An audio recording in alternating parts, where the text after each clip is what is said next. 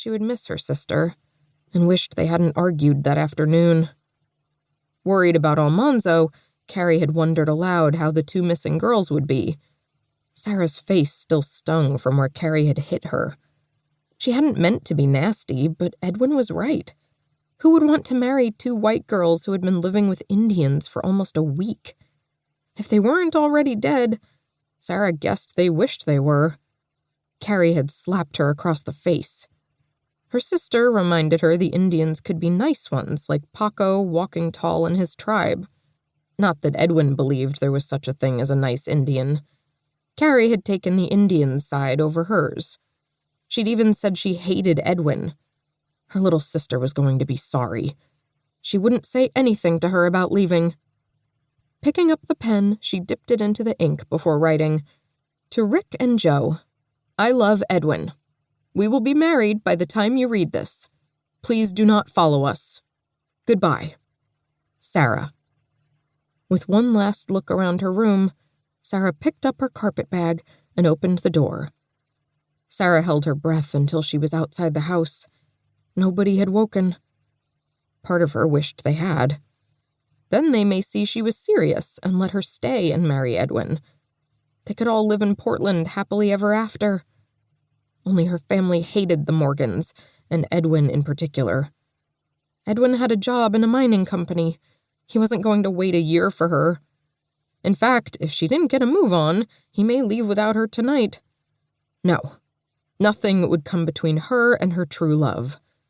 Sarah walked purposefully toward the orchard into her dream life with Edwin. Chapter 1. Mining Village, Tyrell's Pit, near Baker City. March 1861. Bear walked back to his camp, his heart heavy.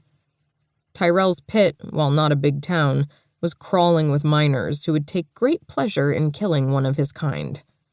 Walking Tall had asked him to look for Miss Sassy as a favor. Walking Tall was worried about his friend Almanzo and the rest of his family following Rick's death. Miss Sassy had run away some time before her uncle had died. Did she even know he was dead? Did she care? He had watched her for some time. It appeared she lived alone. She didn't seem to have any friends. There was no sign of the man she had run with. Bear wasn't surprised. He had followed that man, Morgan, for a few days. He was trouble. A drinker and a man who liked to play around with women. He had seen Morgan with the saloon girls in the next town. He drank too much and had a vicious temper. One night, Morgan had stumbled out of the saloon. He fell into some trash, disturbing a dog searching for food. The poor animal was skin and bones, but Morgan hadn't cared. He had kicked him repeatedly. The dog wasn't capable of defending himself effectively. Given the look of him, he was too weak from lack of food to match the strength of a man like Morgan. Bear's hand squeezed around his knife as he remembered how Morgan had kicked that poor mongrel almost to death, only stopping when someone Morgan had known called him back to the saloon for more drink. Why did some men have to be so cruel? Incensed anyone could be so heartless, Bear had been tempted to wait until Morgan came out again and beat him senseless. Instead, he had taken the animal back to his camp, and using all the medicines he knew, had helped the part wolf, part dog return to full health. How Tala, as he called him, had survived his injuries was beyond Bear. But then, miracles did happen. For some. He shook his head at the route his thoughts were taking.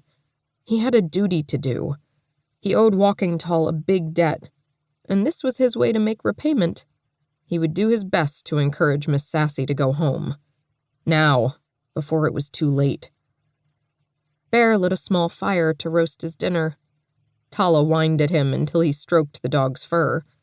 He was careful to keep the fire small so there wasn't much smoke. Although he had checked many times, he didn't want to risk anyone seeing him there. Tala made a good watchdog. He would warn him if anyone got too close.